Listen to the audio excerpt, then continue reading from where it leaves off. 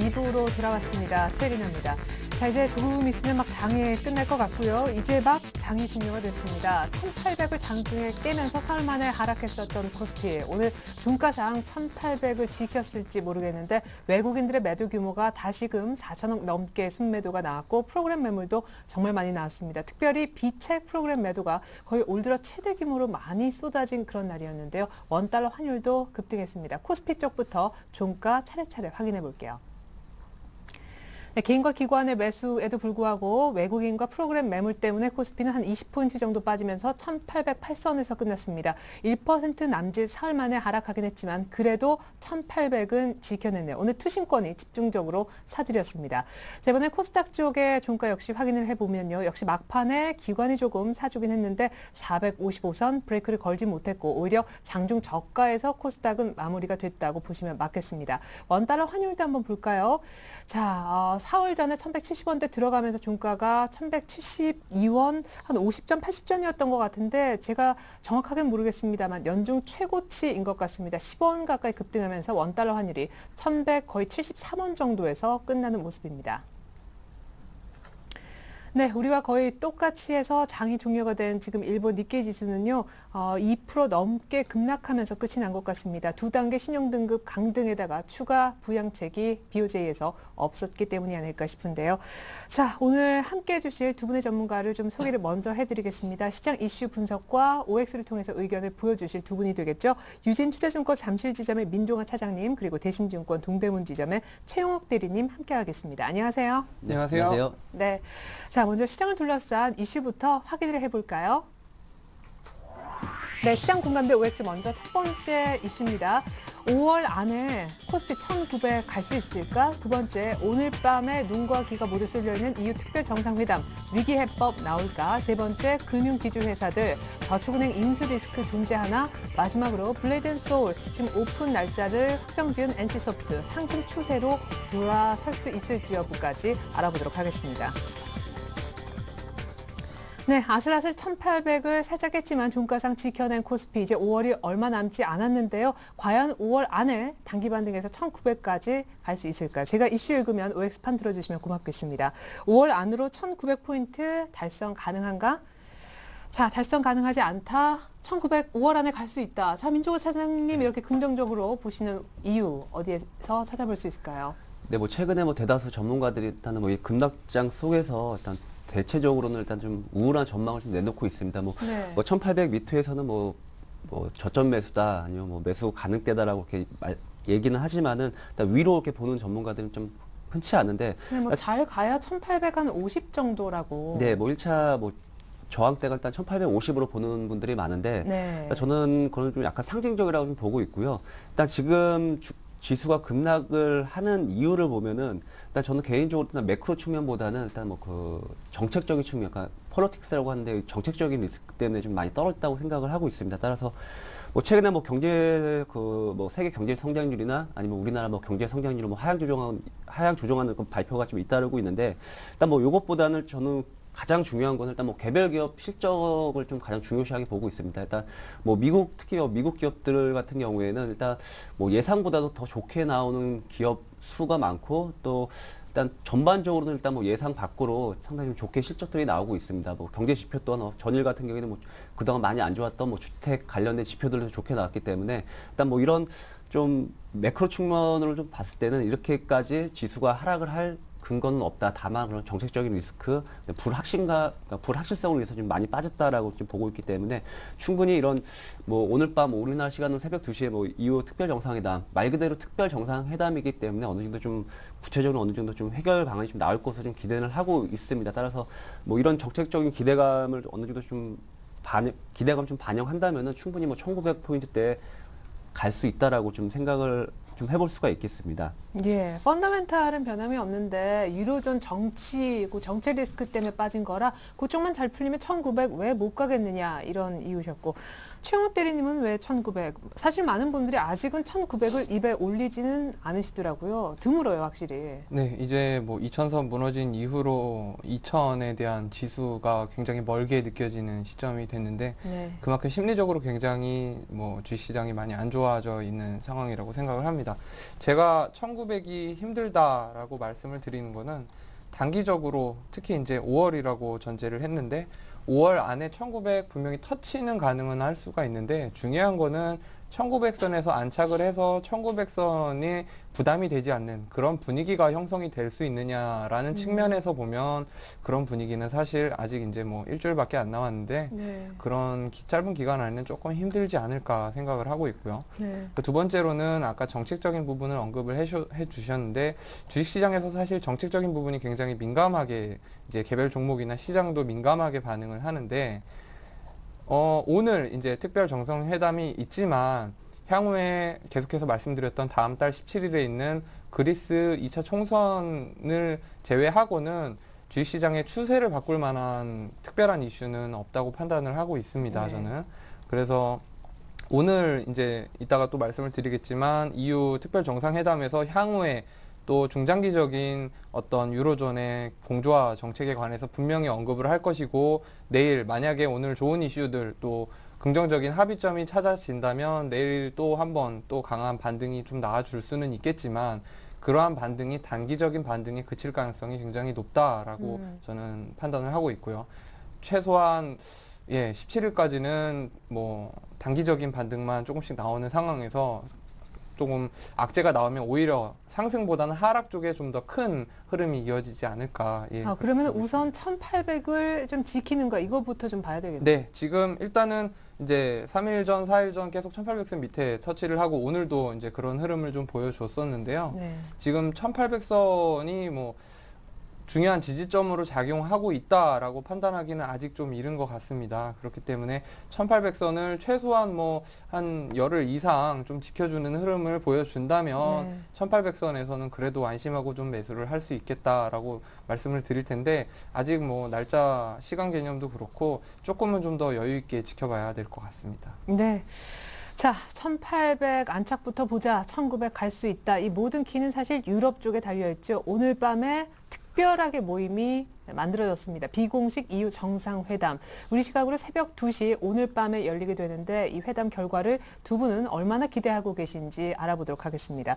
오늘 밤 EU 특별 정상회의 위기해법 나올까? 자, 나오기가 어렵다. 나올 수 있다. 역시 좀 긍정적으로 생각하시는 것 같은데 먼저 최욱 대리 의견을 좀 들어보고 싶어요. 일반적인 의견이 사실은 최욱 대리의 의견이거든요. 뭐 유로본드에 앞서서 그 시험판이라고 하는 프로젝트 본드 여기까지는 도입하기로 했다고 오늘 몇 시간 전에 뉴스가 나오더라고요. 네, 이번에 이제 유럽, 특히 EU가 정치적으로 또 경제적으로 계속 이제 통합이 시행되고 있는 중간 과정에 굉장히 중요한 요소 중에 하나가 이 프로젝트 본드, 나아가서는 이제 유로 본드로 나아가는 그런 흐름인데요.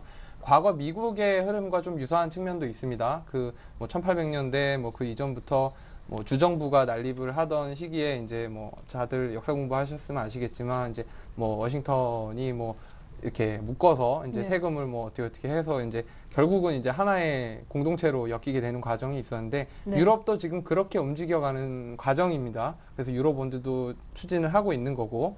근데 중요한 거는 이 과정이 결국 뭐 향후 최소한 뭐 1년, 2년 내에 그렇게 짧은 시간 안에 이어질 수 있을 것인가? 오늘 그런 부분에서 논의가 분명히 이루어질 것이고 또 합의점도 찾을 수 있겠지만 단기간에 주식시장을 추세 전환을 시킬 수 있는 모멘텀으로 작용하기는 어렵다고 생각을 하고 근데 있고요. 무엇보다 독일 입장에서요. 지금 금리가 한 자금 조달하는 게 한 1% 정도밖에 안 됐는데 이거를 한 6, 7%하고 평균 맞추려면 한 4% 정도.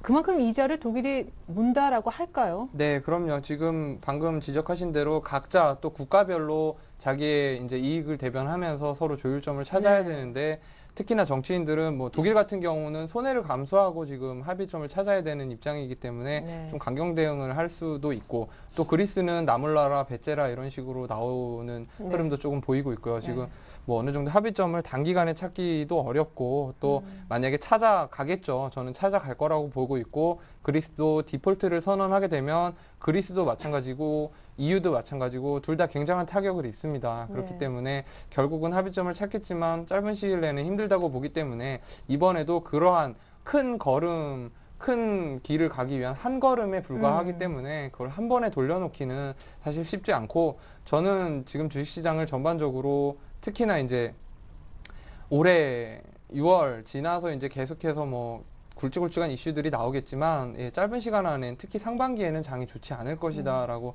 좀 부정적으로 전망을 하고 있습니다. 2분기까지. 그렇기 때문에 오늘 내일 단기적인 반등은 가능하겠지만 뭐 쉽지는 않을 것이다라고 네. 보고 있습니다. 예. 생각해 보면은 G8 정상회담, 그다음에 독일과 프랑스 재무장관 회담 여기까지 해서 좋았는데 그리스 전 총리의 한마디에 이렇게 또 빠지는 장. 네. 오늘 밤에 뭐가 나오길 사람들은 기대할까 싶은데 어떤 이유에서 긍정적으로 보세요? 네, 일단 뭐 파파데모스 뭐 그리스 전 총리가 어제 그런 발언으로 인해서 뭐 유럽, 미국 증시가 막판에 좀 마이너스권으로 좀 돌아섰는데 일단 우리나라 시간은 오전 중으로 해명을 했죠. 저는 뭐 그레시트, 그러니까 뭐 유로존 탈퇴를 준비하고 있지 않다라고 일단 해명을 했기 때문에 네. 뭐 그런 부분에서는 뭐 다시 한번 뭐 지수가 다시 한번 반등할 수 있는 그런 좀 재료가 되지 않을까 생각을 하고 있고요. 그다음에 일단 뭐 EU 특별 정상회담, 저 개인적으로 일단 뭐 프로젝트 본드, 그러니까 유로 본드의 시험 단계 성격인 그런 프로젝트 본드에 대한 조기 도입에 합의는 했다라고 일단 전일 발표가 나왔었고, 일단 뭐 EU 국가들이 공동으로 채권을 보증해서 일단 채권을 발행을 하고 일단 그 돈으로 일단 각종 뭐 사회 인프라에 투자를 하겠다라는 지금 골자인데, 일단 가장 중요한 거는 일단 뭐 OECD, 그다음에 뭐 IMF까지 일단은 뭐 유로본드 발행에 대해서 뭐 지지 의사를 표명을 했고, 일단 가장 중요한 게 일단 뭐 독일 입장인데, 저는 개인적으로 일단 그리스가 유로존을 탈퇴해서 독일이 받는 리스크가 훨씬 더 크다고 생각합니다. 이번에 뭐 유로본드 발행을 해서 독일이 어느 정도 좀 손해보고 하는 장사가 아니겠냐 하지만은 일단은 뭐 그리스가 정말로 탈퇴를 한다면은 그로 인해 뭐 독일뿐만 아니라 그 주변의 그런 유럽 국가들이 받는 그런 뭐 재정적인 손실은 어마어마하기 때문에 그러니까 독일도 어쩔 수 없이 이거에 동의할 수밖에 없다라고 좀 말씀드리겠고, 독일 내에서도 뭐 슈레더 그 독일 전 총리도 야당이 지금 대표격인데 원로 총리 일단은 뭐 이쪽 뭐 가감한 이런 성장 정책도 같이 겸해야 된다. 따라서 뭐 이런 유로본드 발행에 대해서 어느 정도 긍정적으로 좀 생각을 하고 있다라고 지금 발언이 나왔습니다. 따라서 뭐 지금 메르켈 총리도 뭐 자기의 기존의 입장만은 좀 고수할 수 없는 지금 처지에 있기 때문에 좀 어느 정도 좀 양보를 좀 끌어낼 수 있는 분위기가 형성되고 있다라고 좀 말씀을 드리겠습니다. 그리고 일단 뭐 프랑스 올랑드 대통령이 당선이 되고 일단 그리스 연정 구성이 실패했기 때문에 일단 뭐 유럽의 상당 부분에서 리더십은 일단 뭐 성장 중시 쪽으로 어느 정도 선회를 했다라고 좀 판단을 해볼 수가 있겠고요. 네. 일단은 뭐 가장 민감한 이슈인 뭐 유로본드까지 뭐 독일의 양보를 얻어내려는 지금 형국이기 때문에 일단 그런 면에 있어서 오늘 EU 특별 정상회담은 좀 기대해 볼 만하지 않나라고 좀 생각을 하고 있고요. 극단적인 반대 의사가 나오기 전까지는 작은 어느 정도 좀 반대 가능성이 있다라고 좀 생각을 해볼 수 있겠습니다. 네, 좋습니다. 자, 좀 의견은 갈리는데 이번엔 섹터나 종목 얘기를 조금 더 구체화해 볼게요. 세 번째 이슈, 금융지주, 은행주에 대한 것인데요. 은행주, 저축은행 인수 리스크 존재하나?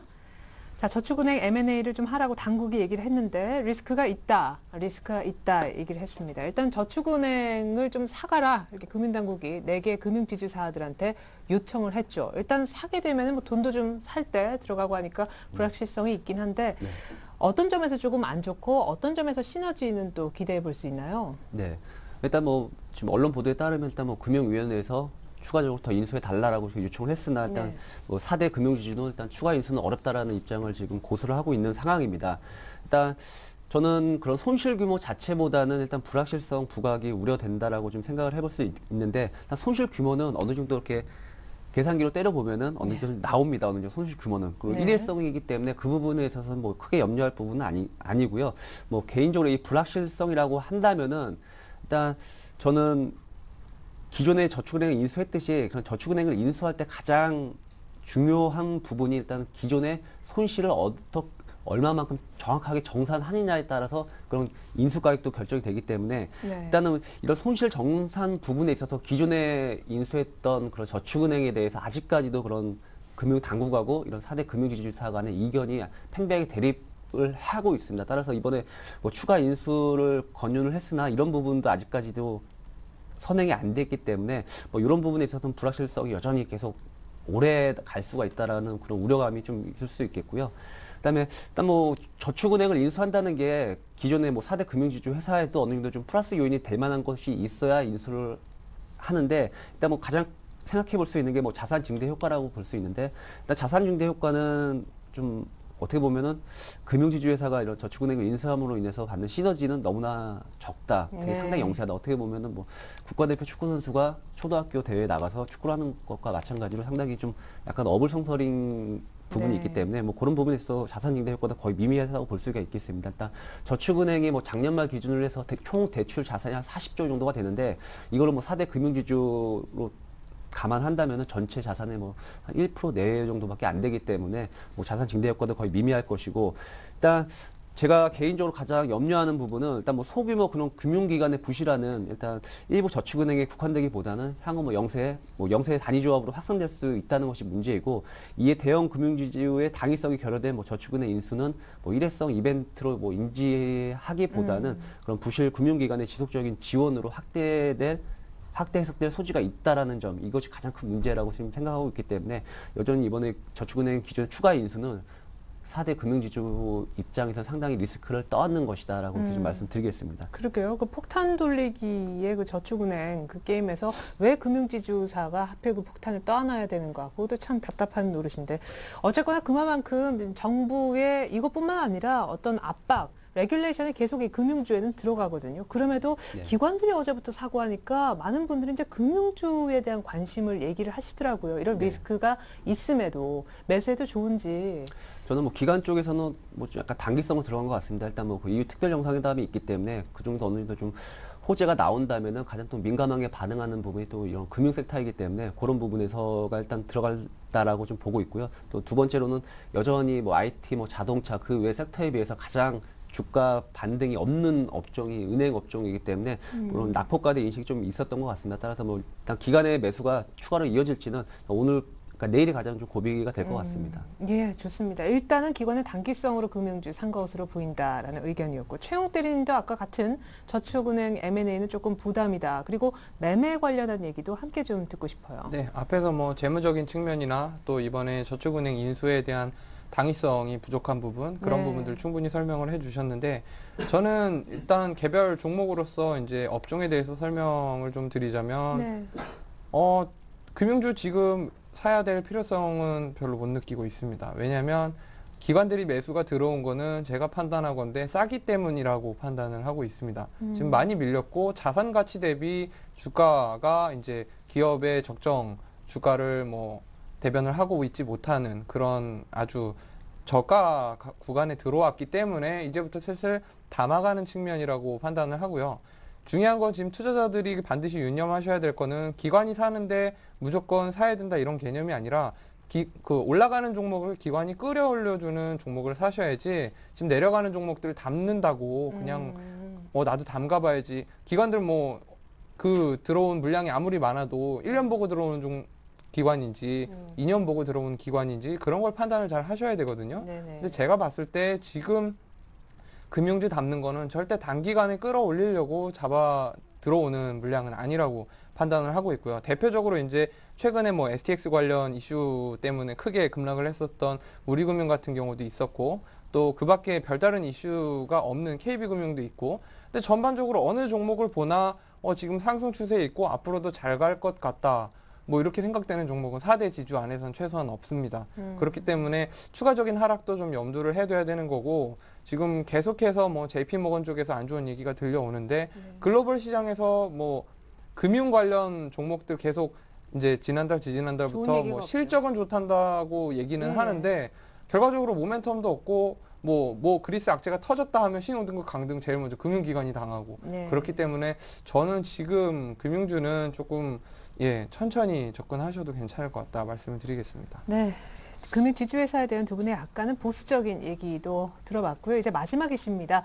결국 종목 얘기가 될 것 같아요. 블레드앤소울로 NC소프트 반전할 수 있을까요? 네, OX판 반전하기가 어렵다. 자, 디아블로 3 때문에 NC소프트가 정말 많이 울었습니다. 근데 다음 달 6월 1일인가요? 네. 네, 공식 오픈하겠다고 여름방학 바로 그 직전에 날짜를 잡았더라고요. 단기 고점이 될 가능성이 굉장히 높다고 생각을 하고 있습니다. 아, 그때가? 왜냐하면, 예.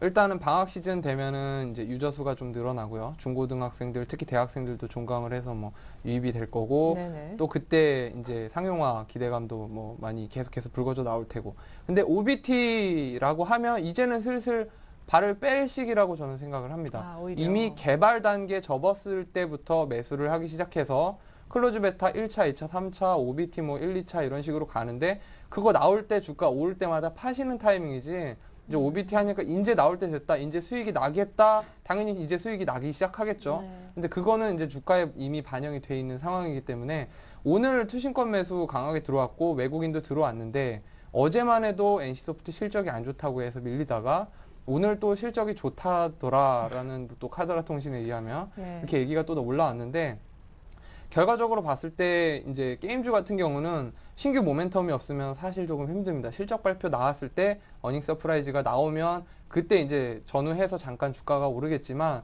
중장기적으로 최소한 6개월 이상 모멘텀을 갖고 주가가 가려면 좀 계속해서 이제 신규 뭐 게임이라든지 아니면 해외 시장 진출이라든지 이런 얘기가 계속 나와야 되는데 이제는 거의 끝물이 아닌가. 블레이드 앤 소울이라는 모멘텀만 놓고 보면 네. 그렇기 때문에 이 블레이드 앤 소울이라는 모멘텀을 놓고 봤을 때는 끝물이다. 그렇기 때문에 이제 반등이 나오더라도 30만 원까지도 쉽지 않겠다라고 말씀을 좀 드리고 싶고 NC소프트는 이제 계속해서 매수 관점으로 보시는 분들은 조금 슬슬 발을 빼보시는 게 그럼 30만 원까지는 예. 어렵고 얼마까지 가겠습니까? 오늘도 뭐 상한가 들어가는 척 하다가 이제 윗꼬리 달고 반 정도만 오르고 끝났는데. 오늘 장대 용봉 나왔는 이런 흐름상에서는 내일도 갈 가능성이 굉장히 높습니다. 오늘 거의 25만 원 근처까지 갔는데 네. 오늘 같은 날은 사실 평소 같은 시장이었으면 안 파는 게 답입니다.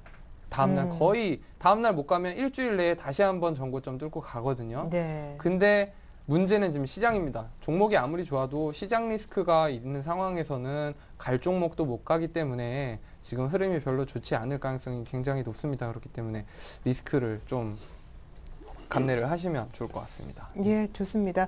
자, 그리고 우리 민종화 차장님도 같은 의견 주셨는데 블레이드 앤 소울 모멘텀으로 NC소프트가 상승 추세 전환하기는 어렵다. 네. 왜 그렇죠?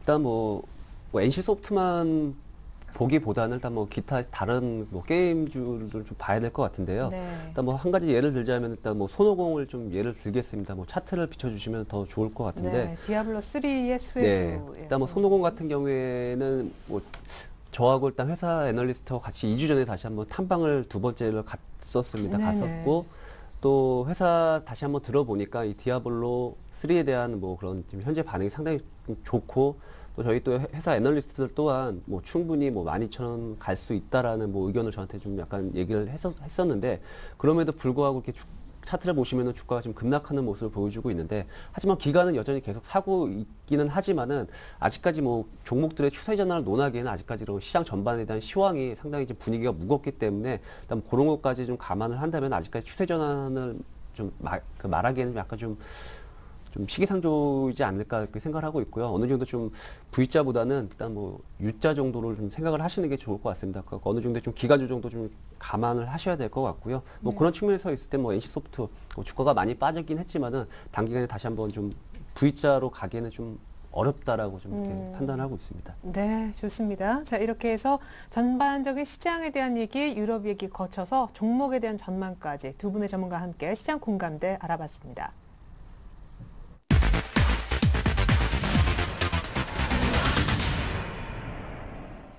네, 이어서 내일의 전망과 전략 세워보는 해결의 키 시간 이어가 보겠습니다. 최웅 대리님, 오늘 밤 EU 특별 정상회담에 달려 있겠죠? 내일 시장 당연히. 네, 당연히 이제 최근에 특히 오늘 같은 경우 이번 이슈는 뭐 무시해서는 안 될 만한 이슈입니다.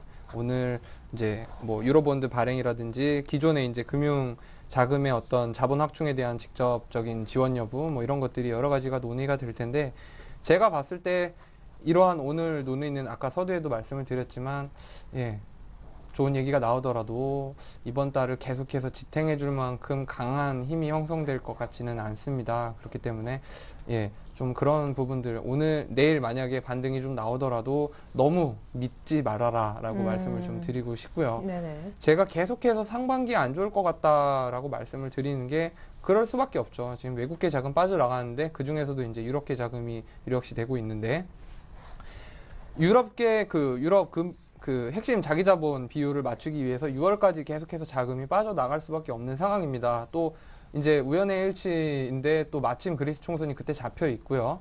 그렇기 때문에 안 좋은 이슈들이 그때 딱 6월 중순에 맞춰져 있습니다. 상대적으로 그 전에 뭐 반등이 시작될지는 모르겠지만 최소한 이제 그리스만 놓고 보면 이제 과거에 그 구제금융 때 네. 역사적으로 돌아봤을 때 안 볼 수가 없겠죠.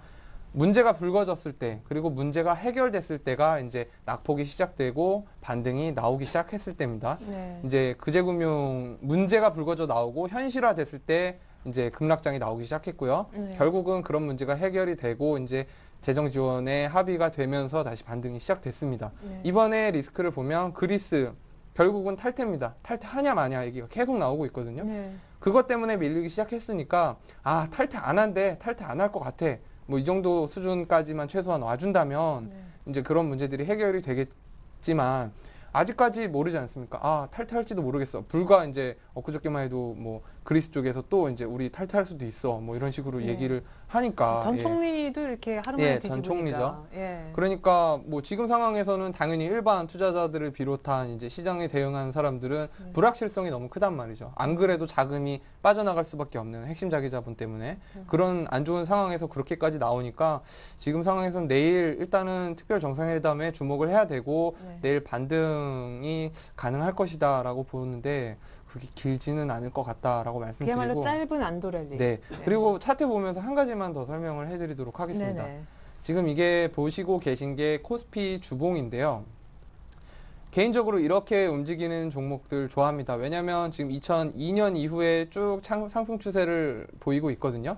이게 주가지수, 종합 주가지수가 아니라 개별 종목, 예를 들어 뭐 삼성전자, 기아차 같은 단일 종목이라고 봤을 때 네. 제가 종목을 선택할 때 있어서 이제 가장 먼저 이제 필터링이라고 하죠. 안 좋은 종목들을 걸러낼 때 이제 주봉을 한번 훑어보는데요. 네. 추세가 죽어 있는 종목들은 잘 안 건듭니다. 왜냐하면 올라오는데 좀 시간이 걸리거든요. 네. 근데 단기적으로 단타 칠 때는 또 이제 주봉보다는 일봉을 봅니다. 근데 일봉을 볼 때 이렇게 지금 오늘 흐름 보시면은 5일선, 21선 뭐 그냥 이평선이랑 이평선 다 무너졌습니다. 네. 보통 이제 매매하실 때 원칙으로 많이 이제 이 부분은 많은 분들이 공감을 하시는데 무조건 21선 위에 있는 종목을 매매해라라는 그럼요. 원칙이 아주 유명한 원칙이 있는데 네. 뭐 21선은커녕 200일선 밑에도 가 있기 때문에 이 종목은 단기간에는 건드려서는 안 되는 종목이 맞다고 저는 판단을 하고 있습니다. 시장을 종목으로 예, 본다면. 종목으로 본다면. 예. 그래서 저도 개인적으로 펀더멘탈 또는 모멘텀을 더 중요시하게 생각은 하는데 그거는 최종적인 선택에 있어서 결정이지 네. 이거는 이제 종합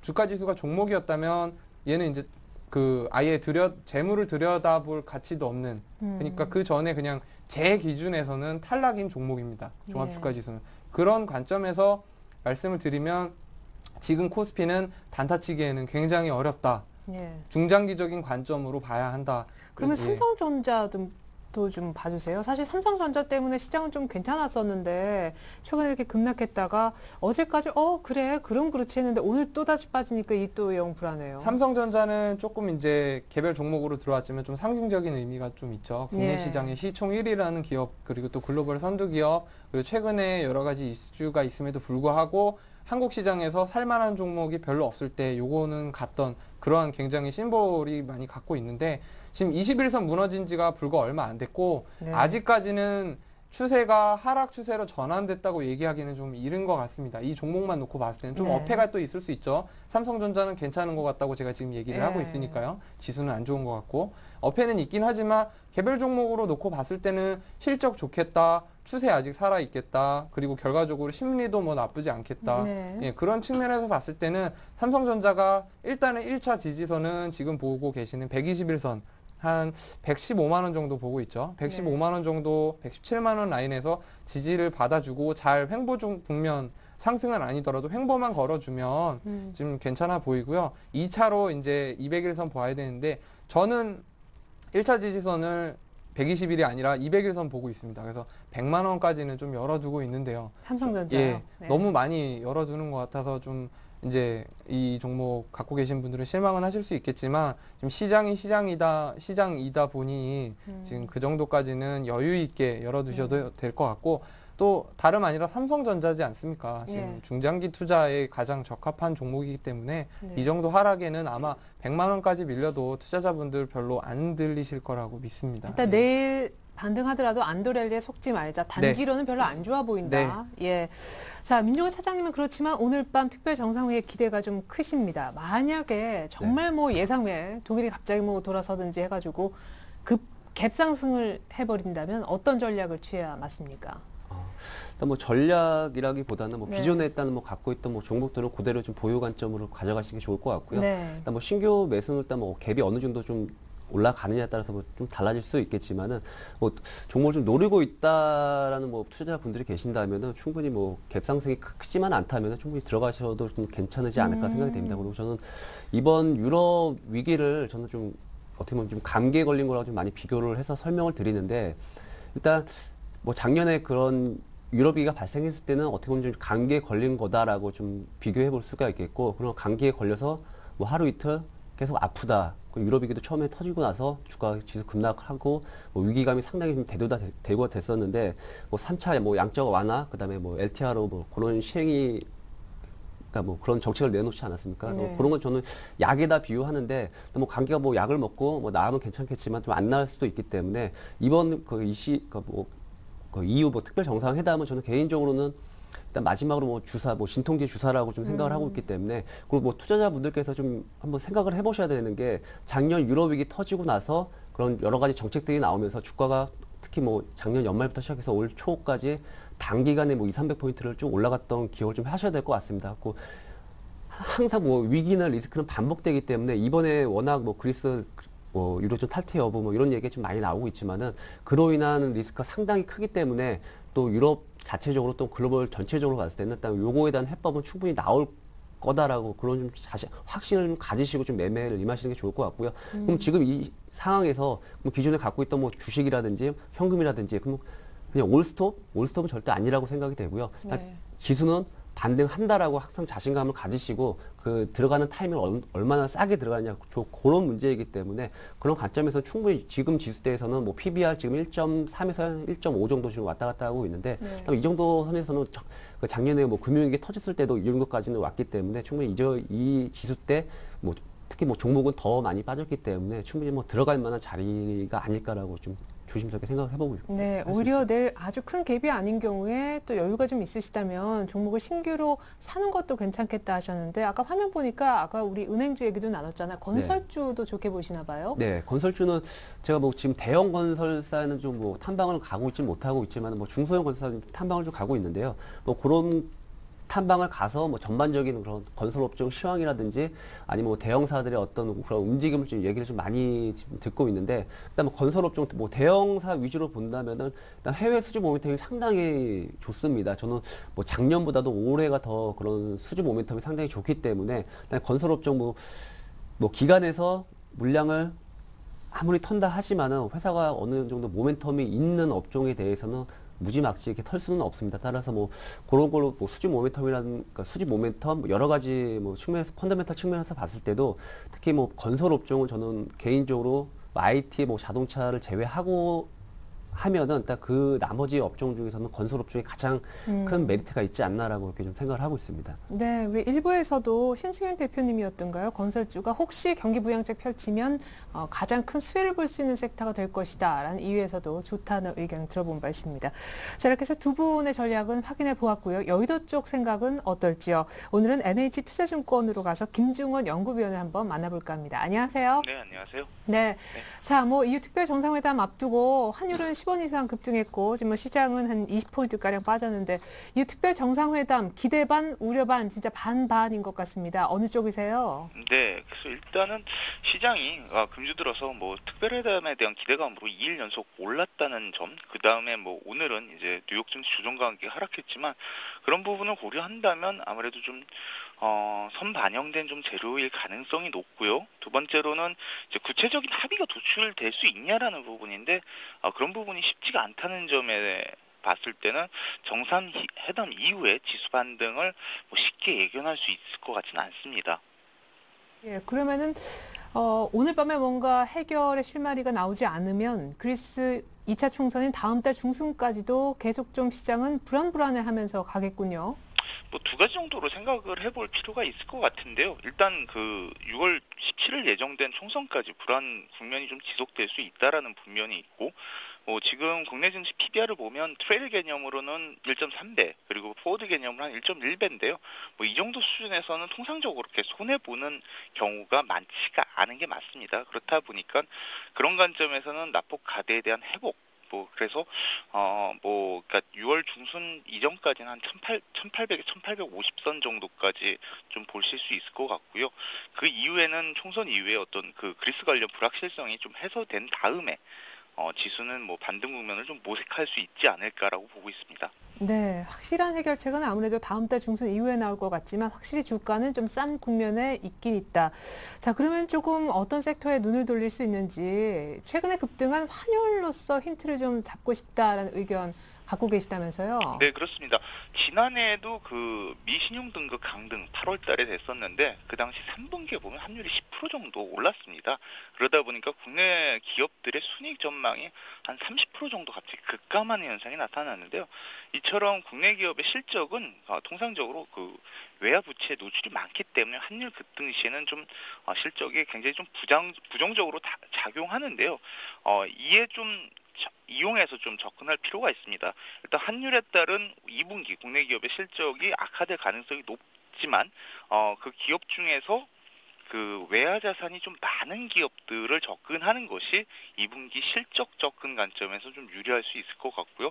뭐 그런 거를 간단하게 좀 예를 들면 뭐 삼성전자, 하이닉스 중에서는 삼성전자가 외화 자산이 높고요. 현대차와 이제 기아차 중에서는 현대차가 좀 유리한 그런 개별 기업의 좀 특징을 이용해서 환율 상승 국면에 좀 실적에 긍정적인 기업을 찾는 것도 이 구간에 좀 아이디어가 될 수 있을 것 같습니다. 네, 좋습니다. 유럽이 불안하니까 환율이 뛰는데 오히려 달러 외화 자산을 많이 갖고 있는 기업들을 잘 보면 해답이 될 수 있겠다. 이것이 곧 2분기 실적으로도 연결이 될 수 있으니까 좋은 투자 아이디어가 아니었나 생각이 됩니다. NH투자증권 김중원 연구위원의 아주 니시 전략까지 확인해 봤습니다. 감사합니다. 감사합니다.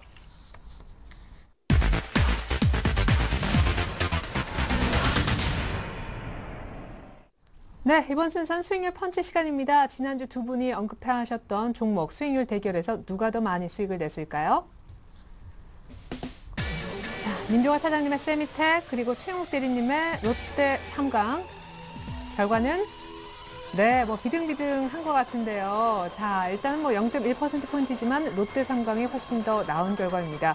자, 최영욱 대리님 축하드릴게요. 거의 뭐 새로운 신고가를 내기 바로 임박한 오늘까지도 흐름이 너무너무 좋은데요. 살짝 추세는 이탈하긴 했지만요. 네. 중간에. 지난주에 제가 롯데 삼강을 추천드릴 때 개별 종목의 여러 가지 얘기도 말씀을 드렸지만 가장 중요한 건 추세가 살아있는 그것도 짧지 않은 기간 굉장히 뭐 5년 이상의 강한 추세를 갖고 가는 종목은 맞아요. 분명히 5년 동안 주가가 흔들리지 않은 건 그만큼 이유가 또 있습니다. 그렇기 때문에 사실 지난주 이후에 계속해서 주식시장 뭐 100포인트가 넘게 밀렸던 것 같은데 이런 상황에서 밀리지 않기만 해도 굉장히 맞아요. 선방을 네. 했다고 생각을 하고요.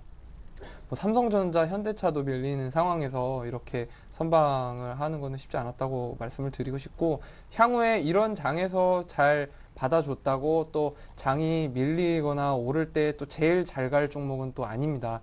그런 시장 상황에 맞는 종목이 다 이제 그때그때 다른데 이번 시장 상황에서는 롯데삼강 괜찮은 선택이었다고 스스로 판단을 좀 내렸고요.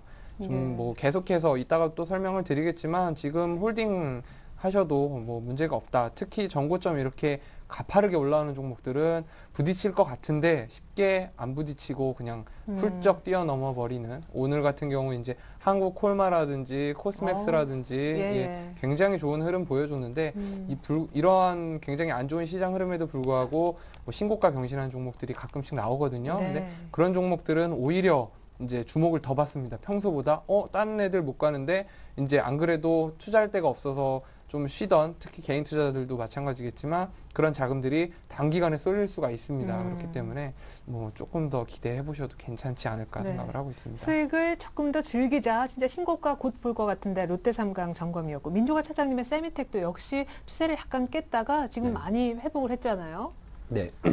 뭐 세미텍은 뭐 투자자 분들이나 아니면 뭐 전문가들도 보면은 일단 뭐 시장에 그 HTS 상에 나와 있는 뭐 재무제표라든지 뭐 그런 것만 본다면은 이 세미텍의 진정한 가치를 알기란 상당히 힘듭니다. 직접 발로 뛰어서 탐방을 가서 직접 회사 관계자 그다음에 그런 여러 가지 얘기 좀 들어봐야지 이 세미텍의 진가를 좀 알 수 있는데 이 시가총액 지금 400억 조금 넘는데 일단 최근에 뭐 기관 쪽의 매매 동향을 좀 화면을 통해 보시면은 네. 일단 상당히 기관 쪽에서 계속 꾸준하게 들어오고 있다라는 걸 볼 수가 있습니다. 왜냐하면 네. 기관 쪽에서는 어느 정도 시가총액 1,000억 이하로는 매수가 이렇게 꾸준하게 들어오기란 상당히 좀 찾아볼 수 없거든요. 네. 일단 뭐 어느 정도 그런 매니저들도 어느 정도의 그런 이 세미텍의 가치를 좀 상당히 좋게 보고 있다라는 걸 어느 정도 지난번에 반증을 실적이 하고 거의 뭐 한 45도로 좋아지고 있다고. 예. 예. 뭐 말씀 뭐 45도로 드렸지만은 실질적인 그런 증가율은 거의 뭐 7, 80% 정도 되지 않을까라고 생각을 네. 해볼 수가 있고요. 난 세미텍의 진정한 가치는 제가 개인적으로는 빠르면 2분기에는 어느 정도 좀 시장에 어느 정도 좀 얘기가 나올 것 같습니다. 따라서 네. 뭐 지금 뭐 기관들이 살 때 좀 같이 동참하셔서 쭉 꾸준하게 갖고 계신다면 큰 수익 보실 수 있는 종목이라고 계속 생각을 하고 있습니다. 네, 좋습니다. 아주 장기로도 괜찮겠다. 기관이 오늘까지도 지금 한 7일, 8일 연속해서 담고 있네요. 자, 그렇다면 오늘 두 분의 전문가의 종목 어떤 걸까요? 화면을 통해서 먼저 확인부터 하고 돌아올게요. 자, 민종화 사장님은 동성제약이라는 종목을 준비하신 모양이고요. 최영욱 대리님은 또 롯데삼강. 예, 좋습니다. 자, 이렇게 된 이상 우리 민종화 차장님 얘기를 좀 먼저 들어보고 롯데삼강은 아까에 이어서 조금 더 오늘 새롭게 한번 얘기를 하시니까요. 잠시 후에 들어보기로 하겠습니다. 동성제약. 네. 어떤 이유에서? 뭐 동성제약 하면은 뭐 염색약으로 되게 유명했었죠. 지금도 네. 유명한데 일단 뭐 역사도 좀 오래됐고, 근데 최근에 뭐 동성제약이 좀 주목을 받고 있는 이유가 일단은 뭐 시장에서의 뭐 찾아본다면은 최근에 뭐 그런 홈쇼핑에서 뭐 그 염색약이 최근에 그 판매가 상당히 지금 크게 호전되고 있습니다. 이번에 신규로 좀 제품을 만들었었는데 버블비라는 뭐 제품인데 기존의 염색약하고는 달리 샴푸처럼 이렇게 거품을 내서 염색을 하는 거기 때문에 기존에 뭐 여러 번 바르고 뭐 그렇게 좀 그러니까 불편한 그런 기존의 염색약을 거의 좀 대체를 하지 않겠느냐라는 뭐 그런 기대감이 상당히 크기 네. 때문에 트랜스포머의 범블비가 아니라 버블비. 버블비죠. 예. 네. 뭐 일단은 뭐 1분기 실적이 나왔습니다. 일단 뭐 영업이익 20억이 나왔는데 일단 뭐 지난 2011년 한 해 영업이익이 36억이라는 점을 좀 감안을 한다면 좀 놀라운 성장세가 아닐 수 없다라고 좀 말씀드리겠고 네. 그 중에서 이런 버블비가 차지하는 그런 그 매출 비중 또한 상당히 좀 급격하게 좀 늘어나고 있다라고 좀 말씀드릴 수 있겠습니다. 따라서 뭐 이런 염색약 버블비에 대한 그런 홈쇼핑 계속 꾸준하게 좀 나갈 거고, 일단 뭐 온라인 판매도 상당히 좀 좋게 나오고 있기 때문에, 일단 뭐 실적 개선 기대감은 뭐 눈으로 보기에도 상당히 좀 크게 일어나고 있다라고 좀 생각이 되고요. 그다음에 뭐 두 번째, 그다음에 최근에 뭐 차트를 보시면은 일단 뭐 고점 한 3,300원 중반대를 찍고 지금 뭐 거의 3주 한 달 만에 거의 30% 가까이가 지금 밀렸습니다. 하지만은 가장 중요한 이유는 일단 뭐 기존에 만약에 선도 세력이 있다면은 지금 이렇게 주가가 급락을 할 때의 거래량을 보시면은 상당히 거래량이 부진합니다. 따라서 기존 선도 세력의 물량을 아직까지는 갖고 있다라고 이렇게 좀 생각을 해볼 수가 있겠고요. 지금 단기적으로 낙폭이 상당히 크기 때문에 저는 개인적으로 일단 121선 못해 121선에서 반등이 크게 나오지 않을까라고 좀 판단을 하고 있습니다. 따라서 일단 뭐 편입가는 일단 뭐 이게 시초가로 이렇게 말씀을 드리겠고요. 일단 목표가는 일단 크게 아직까지 뭐 단기적으로는 이렇게 아직까지 추세 전환을 하기에는 아직까지 좀 이른감이 있기 때문에 일단 목표가는 일단 2,700원 정도 이렇게 좀 제시를 해드리겠고 손절가는 121선이 자리 잡고 있는 2,300원대 이렇게 말씀드리겠습니다. 네, 고점에서 많이 빠졌지만 메이저들의 물량이 거의 안 나오면서 빠진 121선의 지지를 기대한다. 동성제약의 설명이었습니다. 자, 이번에 롯데삼강. 아까도 들고 있으라고 하시더니 그러면 지금 신규로 사도 된다는 자리라는 얘기신지. 네, 그런 측면에서 말씀을 드리는 거고요. 제가 지난주에 롯데삼강 추천을 드리고 이번 주에 뭐 분명히 다른 또 더 좋은 종목 추천을 드릴 수도 있었는데 제가 롯데삼강 추천드린 이유는 이게 제일 괜찮아 보였습니다. 예. 그런 이유가 가장 컸고요. 그 밖에 종목도 뭐 괜찮은 종목 많이 있었지만 그럼에도 불구하고 한 번 더 추천드릴 만하다라는 이유가 가장 큽니다. 일단은 지난주에도 말씀을 드렸는데 그 뭐 식품 사업 관련 롯데그룹 계열사 중에서 이제 합병 통합 M&A의 중심에 있는 회사이기 때문에 계속해서 이제 주가 또 주식의 가치 자체를 계속해서 올려갈 수밖에 없는 그런 상황이 나올 가능성이 굉장히 높고요. 그리고 뭐 지금 추세 같은 경우 아까 이제 코스피도 뭐 중장기적 관점에서는 사볼 만한 한국이라는 종목처럼 네. 말씀을 드렸는데 롯데삼강은 뭐 더 언급을 해드릴 필요가 없을 정도로 코스피보다 오히려 훨씬 더 좋은 흐름을 시장에 그러니까 뭐 벤치마크 하는데 벤치마크 대비 진짜 아웃퍼폼하는 종목이 바로 이 종목이 아닌가 네. 말씀을 좀 드릴 수 있을 것 같습니다. 또 이제 차트 보면서 설명을 좀 드리면 지금 제가 빨간 선으로 그어놓은 게 45만 원 가격대입니다. 이게 작년 8월 미국 신용등급 강등 직전의 단기 고점이었는데 네네. 그때 이후로 사실 좀 밀렸습니다. 굉장히 많이 밀렸죠. 45만 원에서 30만 원. 예, 15만 원 급락이 나왔는데 결국에는 다시 올라왔고 그거 뚫는데 불과 뭐 반년 조금 넘는 기간밖에 네. 안 걸렸습니다. 그 굉장한 하락폭을 굉장히 짧은 시간 안에 이 말은 거래량이 그렇게 많지는 않지만 주가를 충분히 계속해서 부양하는 계속해서 오랜 시간 동안 부양하는 세력이 있다는 거거든요. 네. 그렇기 때문에 안심을 하셔도 좋고 또 일주일 단위 수익이기 때문에 지금 단기간 관점을 언급을 안 해드릴 수가 없는데 지금 일단 단기 최고가가 53만 1,000원입니다. 53만 원대 근처에서 저항을 한번 받을 수도 있는데 오늘 종가 보시면 윗꼬리도 거의 안 남겼고 이러한 흐름이라면 이거 한 번에 눈 깜짝할 새에 넘어가는 그런 비슷한 흐름이 굉장히 많이 있는데 네. 정고점 돌파할 때는 기회를 잘 안 줍니다. 네. 뭐 슬금슬금 올리는 게 아니라 그냥 한 번에 훅 올리거든요. 근데 시초 그냥 예. 잡아야겠네요. 그래서 저는 역시나 이번에도 네. 시초가로 편입가를 제시를 해드리고요. 네. 목표가는 일단은 지난주에는 이제 한 4만 원 잡아드렸는데 한 만 원 올려서 55만 원까지 이번 주에는 좀 더 열어놓겠습니다. 55만 원. 예, 그리고 손절가는 지금 여기서 중요한 건 두 가지 구간의 가격대가 있는데 첫 번째가 45만 원이고 두 번째가 50만 원입니다. 이 50만 원은 오늘 이제 시가 근처이기도 했고 뭐 가격 자체가 공이 많지 않습니까? 그렇기 네. 때문에 좀 의미 있는 가격대이기도 하고 근데 평소 같았으면 50만 원의 손절을 잡아드렸을 텐데 시장이 시장이다 보니까 조금 15,000원 더 내려서 48만 5천 원 손절 잡아드렸고요. 지금 내일 얼마에 시작하든 간에 이 종목 비싸라고 생각하시는 것보다 중장기적인 추세가 살아있기 때문에 크게 부담 안 갖고 들어가셔도 괜찮을 것 같다라고 언급을 좀 드릴 수 있을 것 같습니다. 예, 그러면은 목표 가격이 지금 55만 원, 네. 그리고 손절 가격은 48만 5천 원. 네네. 예, 좋습니다. 이렇게 해서 롯데 삼강 신고가 낼 때 이때 한번 좀 같이 따라가 보자 이런 얘기였는데 지난주에 수익 봤는데 이번 주 재추천을 해주셨습니다. 이제 두 분의 펀치 종목 제가 대신 압축해서 정리를 해드릴게요. 자, 수익의 펀치 종목이 이렇게 완성됩니다. 최욱 대리님은 다시 한번 롯데 삼강을 그리고 민종아 차장님은 동성제약으로 승부를 거실 것 같습니다. 자, 동성제약 요즘 홈쇼핑에서 염색약으로 판매 서프라이즈를 올리고 있습니다. 조정이 고점 대비 굉장히 큰데 물량은 거의 나오지 않은 상황에서 121선이 바로 아래에 있습니다. 121선만 안 깬다면 샀으면 하는 바람이신데요. 121선이 손절가 2,300원, 목표가는 일단 1차로 반등 노리기 때문에 2,700원 얘기해 주셨습니다. 자, 최영욱 대리님은 지난주 이미 수익 봤는데요. 신고가 임박한 롯데 삼강을 다시 한번 지금 자리에서 사라고 얘기하고 계십니다. 5년 이상의 강한 추세, 이런 종목 정말 잘 없다고 했고 최근에도 21선 깼다가 곧바로 오늘 큰 폭으로 올라온 롯데 삼강입니다. 일단 곧바로 기회를 안 줄 수 있기 때문에 내일 시초에서 곧바로 잡는 것으로 하고요. 목표가는 55만 원, 손절 라인은 48만 5천 원으로 제시를 해주셨습니다. 네, 동성제약이 이길까요? 아니면 롯데 삼강이 2연승을 할까요? 다음 주 시간 수익률 결과 공개되니까 많은 기대 부탁드리겠습니다. 두 분 오늘 감사합니다. 네, 감사합니다.